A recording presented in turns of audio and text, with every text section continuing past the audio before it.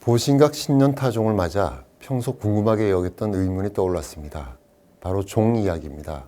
종에 대해서 말씀드리다 보니 지난 2019년 3월 대전 대흥동 성당 종직이 할아버지를 만난 기억이 납니다. 할아버지 부부가 12일간 이스라엘 등으로 성지 순례를 다녀온 적이 있다고 합니다. 그런데 순례를 다녀왔더니 종소리가 달라졌다며 성당에 민원이 들어왔었다고 합니다.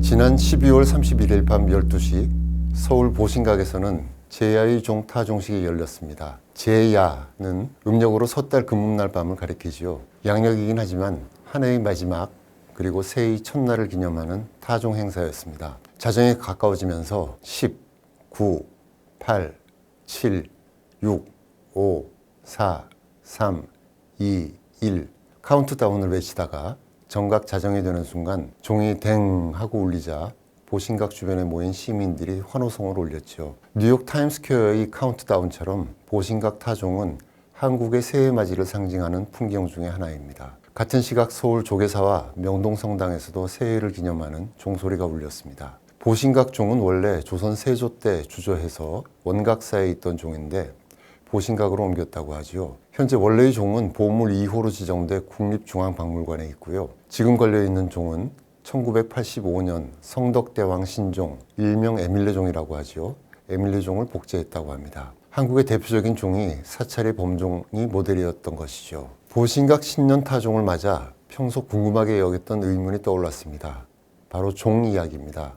동양종과 서양종의 차이점 이야기죠. 동양종과 서양종은 모양이나 크기, 설치 위치 등 모든 면이 다릅니다. 그중 큰 차이점은 타종법입니다. 동양종은 겉면을 울려서 소리를 내는 반면 서양종은 줄을 당겨 전체를 흔들어서 안에 있는 추가 종 안쪽을 때리면서 소리를 내지요. 소설이나 영화, 뮤지컬로 잘 알려진 노트르담 드 파리의 콰지모토가 줄에 매달려 종을 울리는 장면을 상상하시면 될 것 같습니다. 인공지능 제미나이에게 동양종과 서양종의 차이에 대해 물어봤습니다. 순식간에 설명이 쫙 펼쳐졌습니다. 우선 이름부터 동양종은 범종이라고 부르고 서양종은 벨로 부르지요. 범종은 아래 입구 쪽이 살짝 오므라드는 항아리형, 서양종은 입구가 점점 넓어지는 나팔형이고요. 타종 방식 역시 앞서 말씀드린 것처럼 동양종은 나무막대, 당목이라고 부릅니다.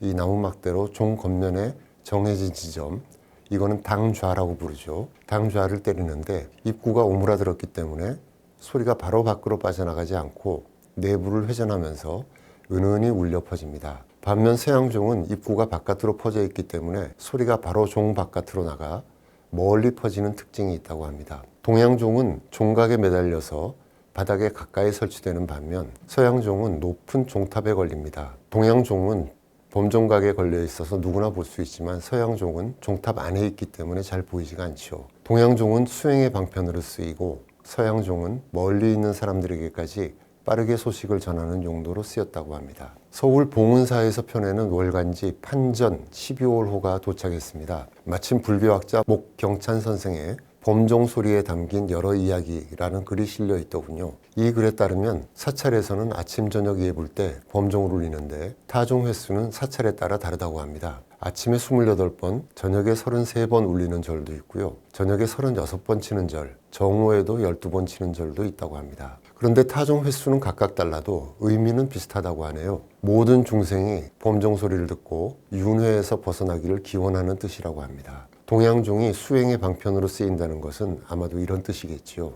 다큐멘터리 등으로 보는 에밀레종의 소리는 문자로 표현하기 어려울 정도로 깊고 아름다운 울림을 줍니다. 에밀레종만큼 잘 알려져 있지는 않지만 사찰 취재를 가면 새벽이나 저녁 예불 시간에 범종 소리를 듣게 될 때가 있습니다. 특히 새벽 예불 때 듣는 범종 소리는 언제나 감동적입니다. 깜깜하고 고요한 새벽, 스님 한 분이 나와서 목탁을 치며 경내를 돌면서 도량석을 합니다. 이 소리를 듣고 스님들이 나와서 범종각에 올라 범종, 법고, 그리고 목어, 운판 이 네 가지를 순서대로 울립니다. 가장 소리가 두껍고 무거운 종으로부터 시작해서 점차 금속판의 날카로운 소리로 옮겨가는 것이죠. 깜짝 놀라지 않도록 서서히 세상을 깨우는 것입니다. 이런 사물을 울리는 동안 사찰의 대중스님들은 처소에서 줄지어 나와 법당에 모여 새벽 예불을 시작합니다. 캄캄한 사찰 경내에 조명이 하나씩 켜지면서 종과 북, 목어와 운판을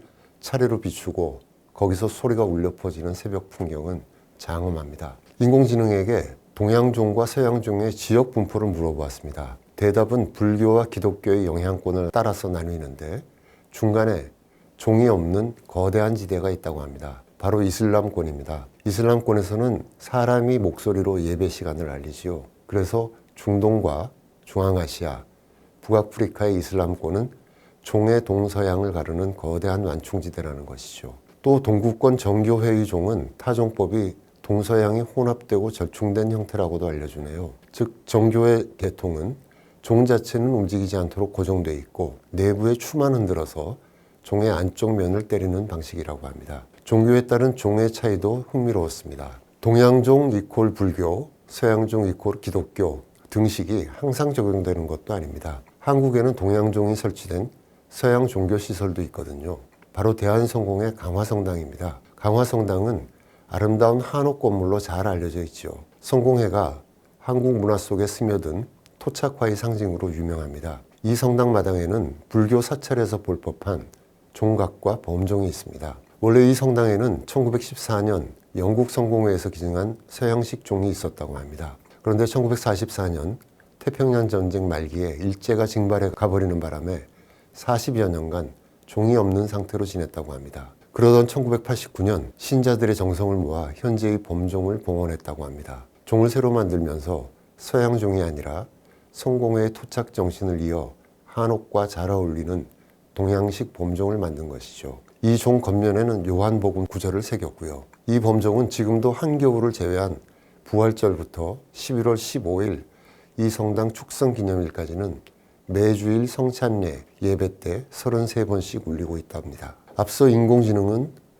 동양종은 명상용, 서양종은 신호용이라고 알려줬지만 꼭 그렇지만도 않은 것 같습니다.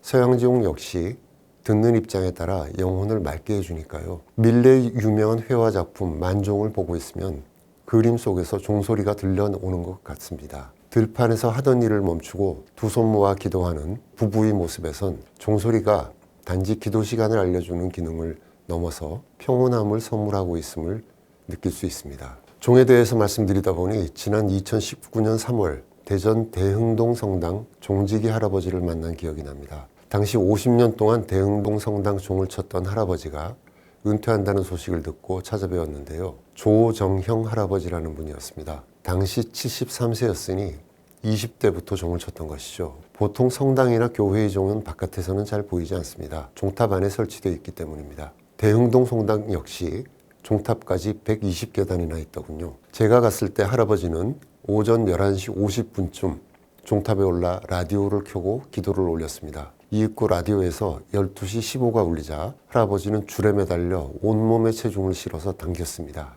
작은 종, 중간 종, 큰 종을 차례로 3번씩 울리고 큰 종은 20번 더 울렸습니다. 줄에 매달려서 쪼그려 앉았다가 위로 솟구치기를 반복했지요. 조 할아버지는 1969년부터 대흥동 성당 군에 사택에 살면서 종을 쳤는데 평일엔 정오와 오후 7시, 주일엔 오전 10시, 정오, 오후 7시 종을 울렸습니다. 이 종치는 시간을 맞추느라 여행도 못 다녔다고 했습니다. 한 번은 주변에서 대신 쳐줄 테니 걱정 말고 다녀오라고 강권을 하여 할아버지 부부가 12일간 이스라엘 등으로 성지 순례를 다녀온 적이 있다고 합니다. 그런데 순례를 다녀왔더니 종소리가 달라졌다며 성당에 민원이 들어왔었다고 합니다. 종치는 손맛이 달라진 것을 사람들이 알아챈 것이겠지요. 또한 듣는 이들에게 할아버지의 종소리는 단순한 신호 이상의 의미였던 것이 아닐까 싶었습니다. 동화 강아지똥으로 유명한 작가 권정생 선생도 경북 안동의 한 교회에서 종지기로 생활하며 아름다운 동화를 썼다고 하지요.